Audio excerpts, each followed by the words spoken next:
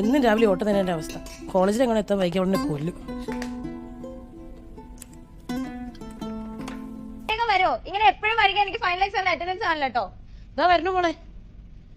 മോളെ ചോറ് മൊത്തം കഴിക്കണോട്ടാ. നമുക്ക് ഇഷ്ടപ്പെട്ട മുട്ടത്തോരനൊക്കെ വെച്ചിട്ടുണ്ടാവും. ഇത്രയും ചോറ് കഴിച്ചാൽ ഞാൻ അമ്മയെ പോലെ തടിച്ചോ? എനിക്ക് ഇത്ര ഒന്നും വേണ്ട, ഞാൻ ബാക്കി കളയും.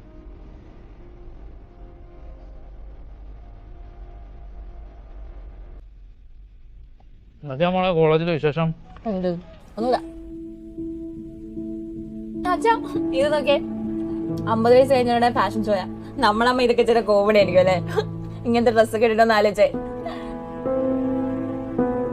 നീ 2 മിനിറ്റ് അമ്മ വേഗം റെഡി ആയിട്ട് വരാം. ആ സീമച്ചേട്ട അടയിൽ നോക്കണം. ചേട്ടാ ഞാനേ ആ മാവേലിസ്റ്റോർ കൂടെ പോയിട്ട് വരാം. അമ്മ ഒന്ന് പോയി, അമ്മയെ കൊണ്ടുപോകാനൊന്നും പറ്റില്ല. അമ്മയെ കൊണ്ടുപോയിട്ടാണ് ഞാൻ വല്ലയിടത്ത് റോഡിൽ കൊണ്ടുപോയാ. മോളെ അച്ഛൻ ഇത് കുറച്ച് ദിവസമായിട്ട് കേൾക്കുന്നുണ്ട്. അമ്മ ഈ തടി വെച്ചിട്ട് നിന്റെ ഈ കളിയാക്കി പറിച്ചത്.